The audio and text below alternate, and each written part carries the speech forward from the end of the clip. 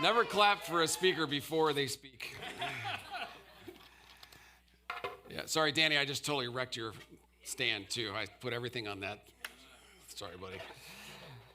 All right, so we've been talking, like Tim said, in this series about all the things that we can surrender. And we've been talking about laying various things at the feet of Jesus in exchange for his relentlessly tender love, his mercy, his forgiveness, his redemption. And we recognize that if we surrender the stuff that we're talking about, then we become exponentially better people. We become more passionate followers of Jesus. We become people who live out the Great Commandment and Great Commission. We are actually loving God with our whole life, heart, body, soul, mind, the whole deal. And we're loving our neighbors as much as we love ourselves. And in the process, we're making disciples as we surrender the stuff that gets in the way of that stuff. Yet it's not easy. I recognize it's not easy to surrender any of the stuff that we've been talking about. We've got to be very intentional about surrendering this stuff. It's not easy to surrender our prejudices, as Tim talked about last week, because we don't even know all of the prejudice that we have. We've got to be very intentional about that. Tim did a great job with that topic last week. When it comes to our plans, we don't want to surrender our plans because that's surrendering control. We don't want to surrender our pursuit of perfection because everybody expects us to be perfect. It's not easy to surrender this stuff. So today we're talking about pain. Everybody has pain, and that should be something that we want to surrender and maybe something that's easier to surrender, but it's not. It can be every bit as difficult to surrender our pain as it is to surrender any of the other stuff that we've been talking about. Why is that? Because as Christians, we so often think that the pain that we're experiencing in our life is God's punishment for what we've done or what we've neglected to do. Or we think that it's evidence that God is too busy, that he's somehow uncaring about what's going on in our lives, that he's indifferent about our suffering and our pain. We've all known somebody that's left the faith because of the pain that they've experienced in life. And they say, look, if there was a God, he would do something about this pain. And because he isn't, there must not be a God.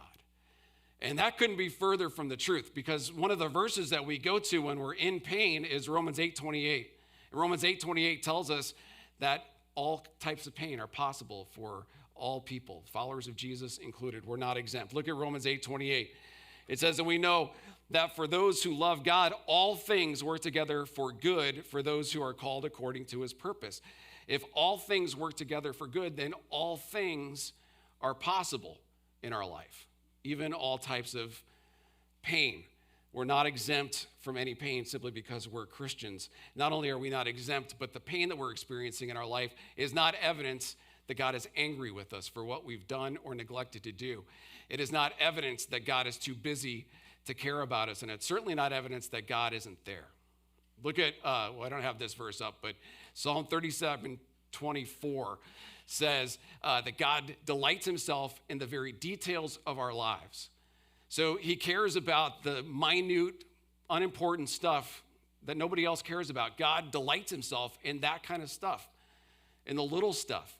If he delights himself in the little stuff, then absolutely he cares about the big stuff in our lives. 2 Chronicles 16:9 says, for the eyes of the Lord move to and fro throughout the earth, that he may strongly support those whose hearts belong to him.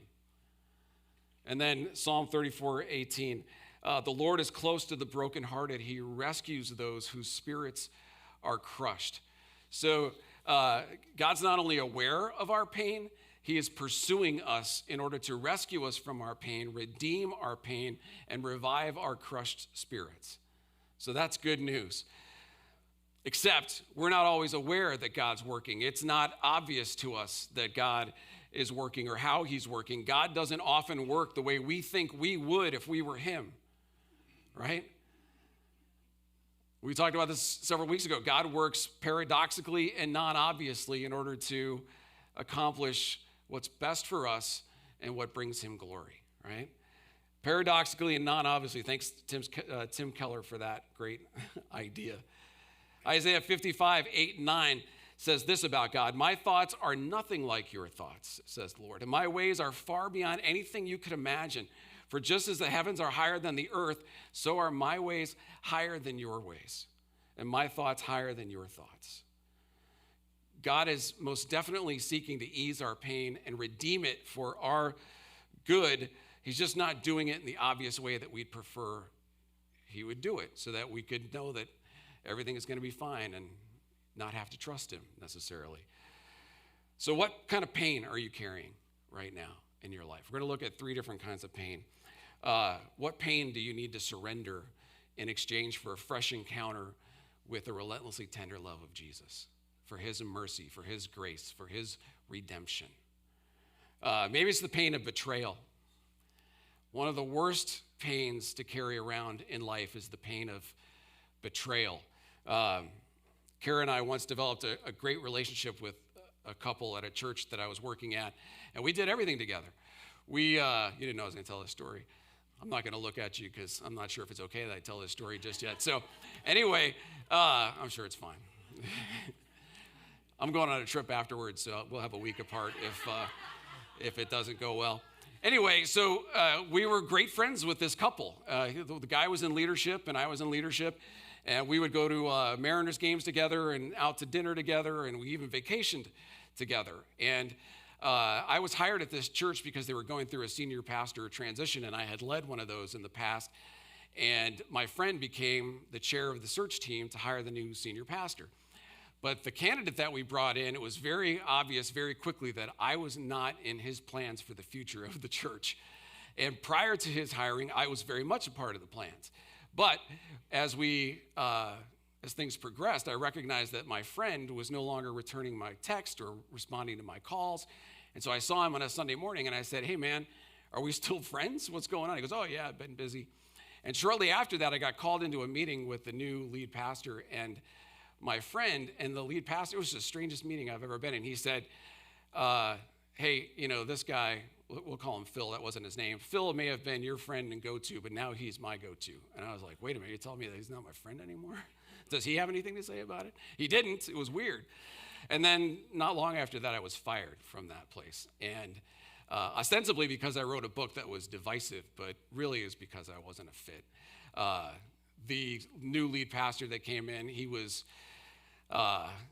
knew that I was a bit of an outsider in that church anyway, and that was a threat to him. I had been asked to apply for that role, which created some kind of tension, and philosophically we weren't aligned. I was much more offensively oriented, like let's go after the mission, let's go after people. I wasn't offensive, I was offensive. So, and he played a little bit more defense, especially in there, like let's not rock the boat, let's not upset people. And I'm like, oh, they'll get over it, So we didn't always see eye to eye. So there was a lot there, but there were no questions asked. There was very little curiosity. Lots of assumptions were made.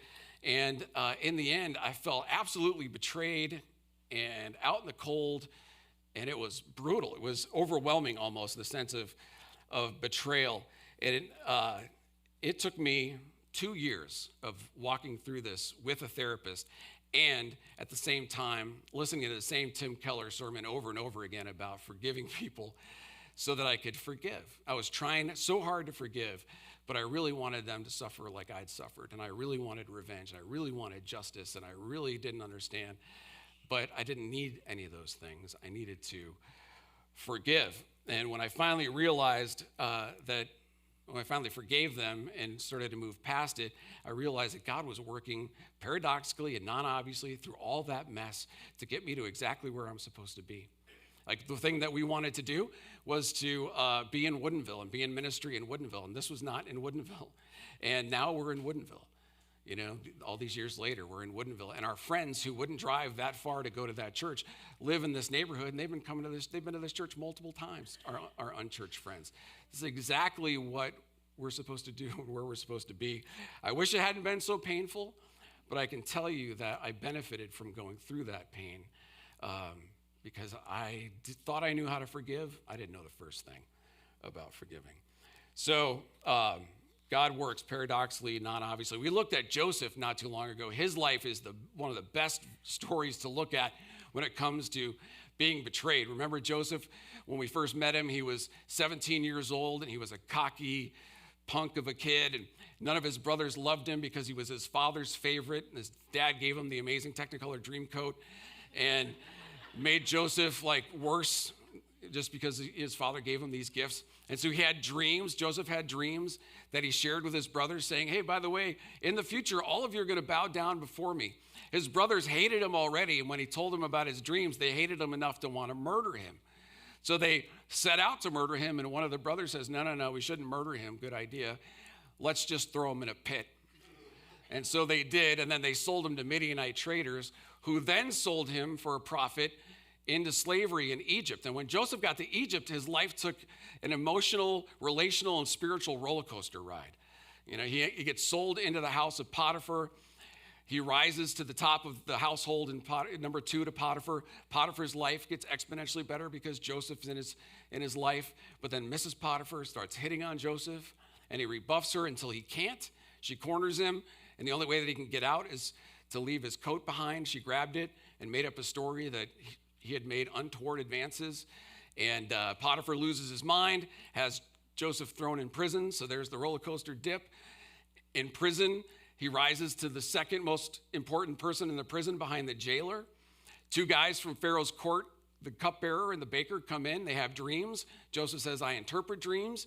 He interpreted the cupbearer's dream that he'd be restored back to Pharaoh's court. The baker was like, oh, do me. And Joseph reluctantly did and said, sorry, they're going to chop your head off and impale it on a stick. But I won't charge you for the reading, whatever, for the interpretation. So then when the cupbearer goes back into Pharaoh's court, Joseph says, don't forget about me. 2 years. The cupbearer lets Joseph rot in prison until Pharaoh has dreams. And Pharaoh's dreams were, one was about 7 fat cows, and the other one was about 7 skinny cows, and nobody in his court could tell him, not any of the soothsayers or wise men could tell him what it meant. The cupbearer sees an opportunity, says, I know a guy. And they call for Joseph, and Joseph comes and says, God's given me the ability to tell you what these dreams mean. The 7 fat cows mean there's going to be a time of plenty for 7 years. The 7 skinny cows mean that there are going to be 7 years of famine. You need to store up during the good years so that there's enough during the bad years, and you should hire somebody to oversee it. Pharaoh's like, you're right, you got the job. And Joseph becomes not the vice president, he becomes the prime minister of Egypt, and his life seems to be all of a sudden great. He marries into one of the best families in all of Egypt, his wife Athena, his son Manasseh, and what's his name? I can't remember. They're doing great.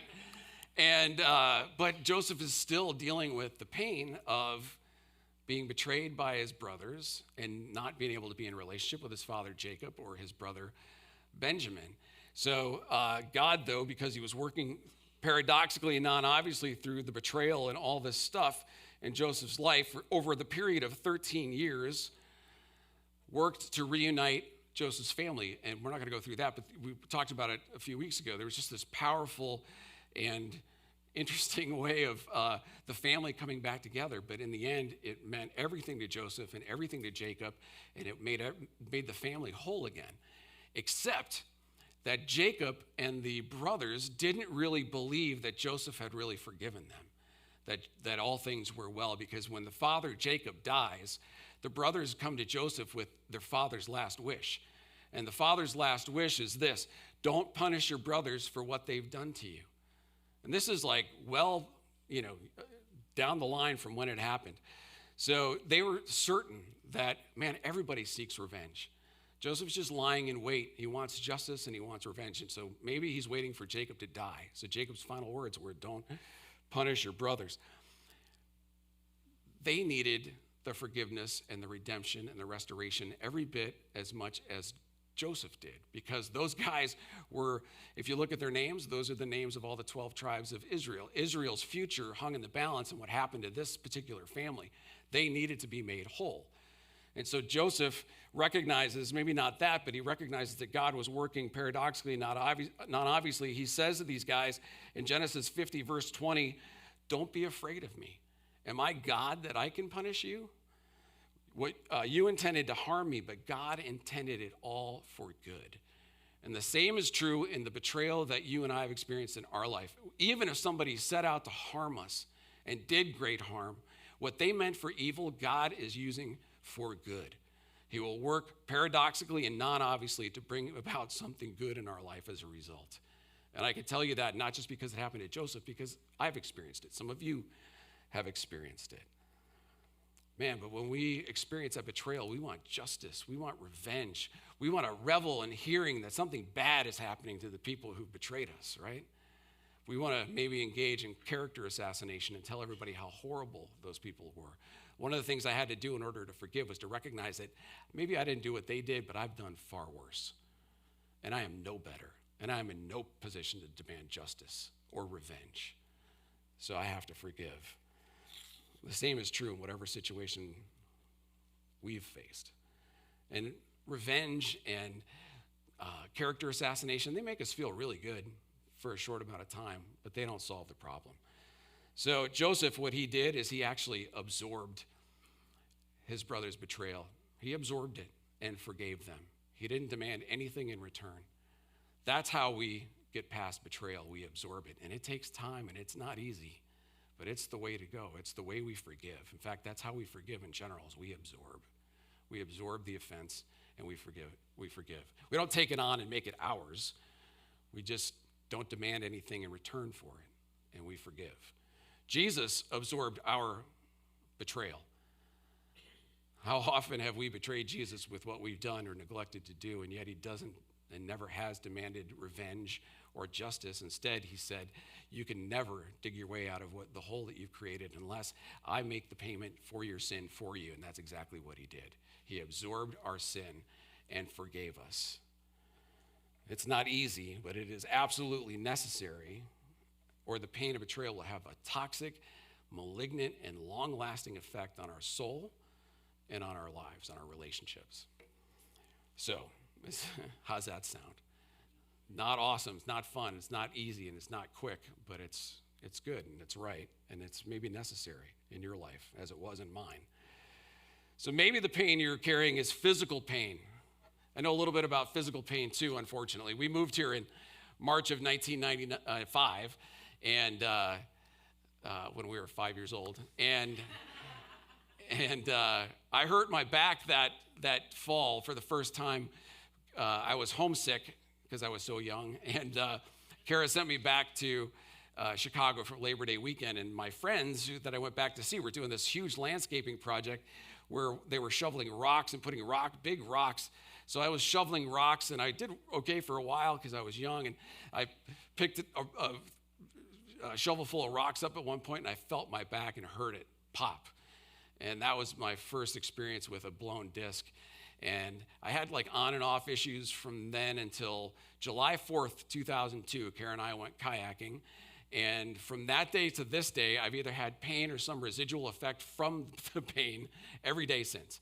Either some numbness or pain or both since that day. And initially I was afraid of pain medication, and then it became my friend, and then it became my worst enemy. Physical pain doesn't just affect the part of our body that hurts. It can affect our whole life, right? It can affect us socially, emotionally, relationally, spiritually, all that stuff. And it can quickly have a negative impact on all those things. In fact, if physical pain becomes chronic pain, it can bankrupt us in all those areas. And if we're in pain long enough, we become very difficult people to be around.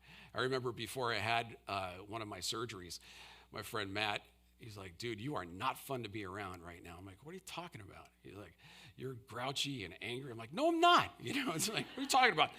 I was in pain. I didn't even know it. I didn't even know how I was coming off to people. I thought I was being my cheerful, typical self. But pain can even become the centerpiece of our identity. Everything in our life can revolve around our pain. And when that happens, we're not typically in good shape. And so Mark 5 tells the story of a woman dealing with chronic disease, and it affected every aspect of her life. So Jesus shows up. He arrives by boat in Mark 5, and a large crowd is gathered, and this woman wants to go see Jesus because she recognizes that if she can just get to him, maybe she could tell him her story, and he'd heal her. And her story was that she suffered from a bleeding disease, a menstrual bleeding disease, and she'd suffered for 12 years.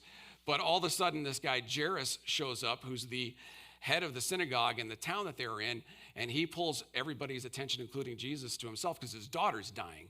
So he says, Jesus, come with me. And this lady who had come to Jesus, now her plans have to change.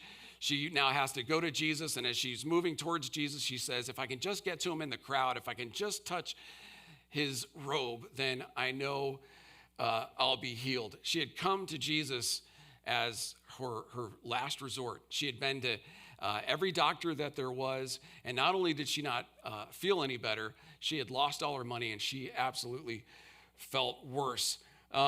She had been bleeding for 12 years, and she's now bankrupt. And the doctors that she saw, like Luke, who wrote the Gospel of Luke, he was a doctor, and he's probably a good doctor, but a lot of the doctors were like witch doctors. And their anecdotes and prescriptions were crazy. So here are a couple of their half-baked antidotes that would fix what this woman was going through. One was to carry an ostrich egg in a linen rag during the summer, but in a cotton rag during the winter. That'll fix everything.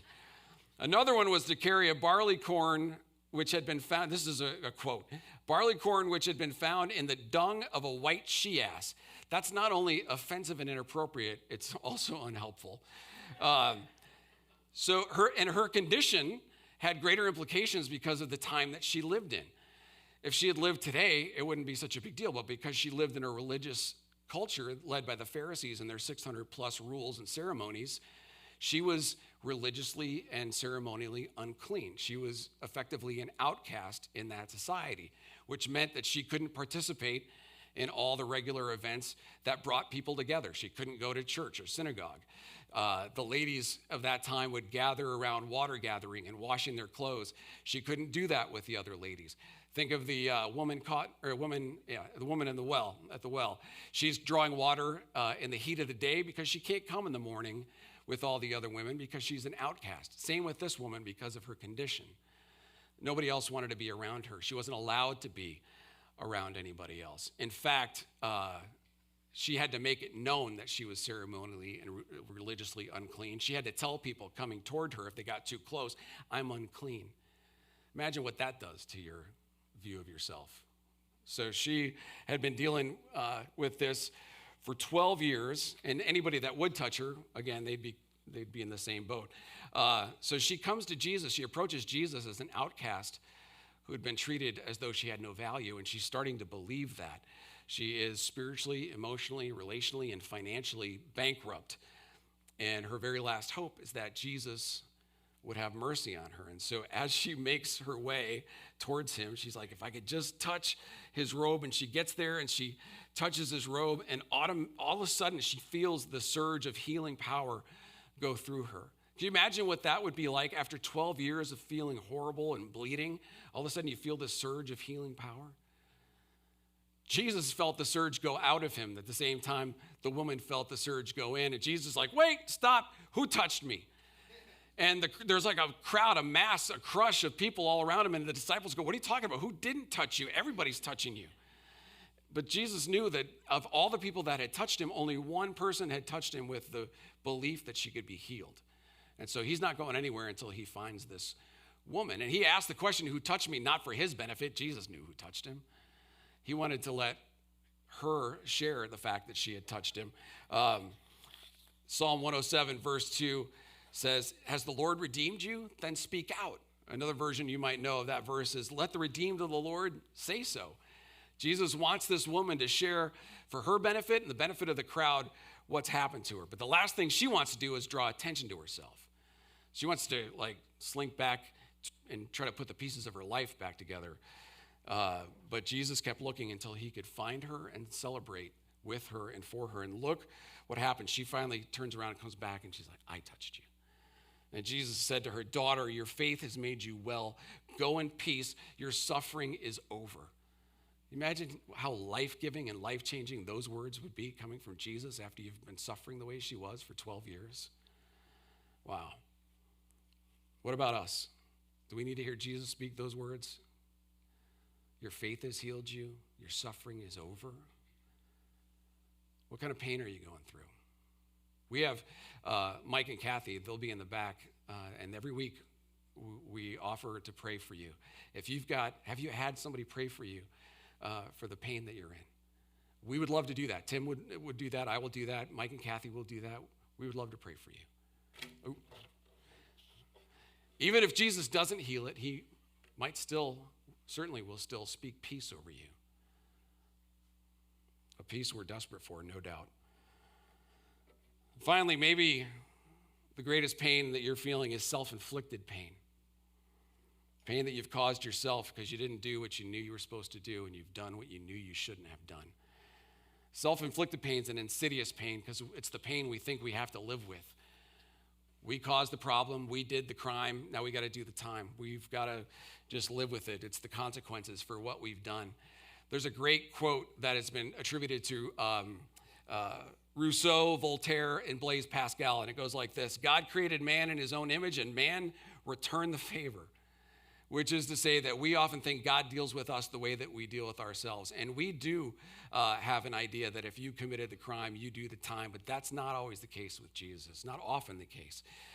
Jesus pursues us with his relentlessly tender love, with his grace, his mercy, his forgiveness, and his redemption, even for the pain that we've inflicted upon ourselves. We know that because of how he dealt with the Apostle Peter, who inflicted a great deal of pain on himself. Before Jesus was arrested, he told his disciples what was going to happen to him, and they didn't get it because they thought Jesus should have been this great and conquering king, but he was a suffering Messiah instead.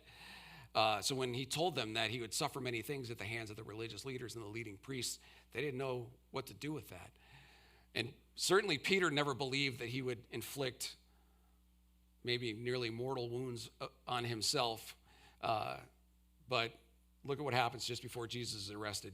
Jesus says in Luke 22, verse 31, Simon, Simon, Satan has asked to sift you, each of you like wheat, but I have pleaded in prayer for you, Simon, that your faith should not fail. Then look at what Jesus says. So when you have repented and turned to me again, strengthen your brothers. Very curious statement because Jesus knows what's about to happen. He knows that Peter is going to deny him in order to save his own skin. And Peter was never, ever accused of being the most self-aware of the disciples, right? So look at what he says in response. Lord, I am ready to go to prison with you. He's like, what are you talking about? I'm ready to go to prison with you. I am ready to die for you or with you. But Jesus said to Peter, Peter, let me tell you something. Before the rooster crows tomorrow morning, you will deny 3 times that you even know me. And that's exactly what happened. Jesus is arrested. He's taken away. Peter shouldn't maybe have been there, but he was. He's following at a distance. He's warming himself around a fire. And somebody says to him, hey, you're one of them. You're with Jesus. And Peter, in this version of the Bible, had to be in the New Living, had to be from the 70s because he's like, no, man, I'm not, right?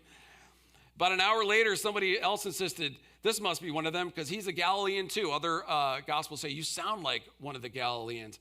And Peter said, man, again from the 70s, man, I don't know what you're talking about. And bro, yeah. I don't even know. And then a third time, woman, I don't even know him. The last time he said it, the rooster crowed. And as the rooster is crowing, Peter locks eyes with Jesus, and Peter recognizes that he has done exactly what Jesus said he would do. He has betrayed the person he loves most in the world, and he ran away and wept bitterly. He imploded emotionally. He went back to the only thing he knew. He went back to fishing. And I would ask you, if you could imagine what it's like to be Peter, to be beating yourself up for doing what you were told you were going to do, even though you vowed you would never do it. And the shame could you imagine the shame and the regret and the remorse? But I know that what's true of me is true of you. We are world class when it comes to beating ourselves up. And we are world class when it comes to knowing what regret, remorse, and shame feel like. And some of us are carrying it now, and we've been carrying it for a very long time, for too long. Jesus deals with us the way that he dealt with Peter. Jesus gave Peter an out before, when you have repented, right? I know what you're going to do. Just repent. Turn from your ways and turn toward my ways, and your life will be different. So look at what happens. John 21, Peter's fishing. He's got some other disciples fishing with him. And Jesus shows up, the resurrected Jesus shows up. He says, hey, have you caught any fish? Very similar to how he called them. They said, no. He said, cast over here and you'll get some fish. And so they did, and there was so much fish. Jesus then makes them breakfast, meets their physical needs. That's what Jesus does. And then he approaches the spirit, fills their tummies, and then approaches the spiritual problem. He says to Peter, after breakfast, Jesus asked Simon Peter, Simon, son of John, do you love me more than these? Yes, Lord, Peter replied, you know that I love you. Then feed my lambs, Jesus told him. Jesus repeated the question, Simon, son of John, do you love me? Yes, Lord, Peter said, you know I love you. I just told you just a second ago. Then take care of my sheep, Jesus said. A third time, Jesus asked him, Simon, son of John, do you love me? Peter was hurt that Jesus asked him a third time. He said, Lord, you know everything. You know that I love you. Then feed my sheep. With each question and with each response, Jesus is restoring Peter. He's redeeming his sin. He's redeeming his denials. And he's doing it carefully, and he's doing it publicly. In just a few days, look at the transformation that happens in Peter's life. He went from spiritually and emotionally imploding over what he did to Jesus to fishing, to just a couple days later, he's standing in front of thousands of people. The same thousands of people who just a few days earlier had been yelling, crucify Jesus, crucify him. And then Peter says, the man you crucified is the Messiah. So you need to believe in him. And they did. Over 3,000 people came to faith because of what God used Peter to do. That's the power of redemption. That's the power that comes when we surrender our pain at the feet of Jesus and experience the life that he has for us, his redemption, his mercy, his purpose. Imagine what God would do in your life, in my life, if we were able to surrender our pain, turn towards Jesus and let him have his way with our lives. Imagine the impact that this church could have in Woodinville and beyond. Massive, massive. The question isn't, are we carrying pain? The question is, which type of pain are we carrying? And are we willing to surrender it? So when we come to communion this morning, the act of coming, maybe for you and for me, it's an act of surrender. It's an act of surrendering our pain, turning from being about the pain or the effects of the pain and being about Jesus, experiencing his mercy, his forgiveness, his redemption, his purpose. Let's pray. Father, thank you for these passages, these stories of betrayal and redemption, pain and healing, self-inflicted pain and restoration. God, we need one of these. Certainly, maybe we need all of them in our lives. And the good news is, God, you long to provide them. God, help us to surrender our pain, whatever that pain is, so that you have access to our lives, total access, complete access, so that we too might be used to change lives, so that we might experience the power of your healing, the power of your peace. I pray this in Jesus' name.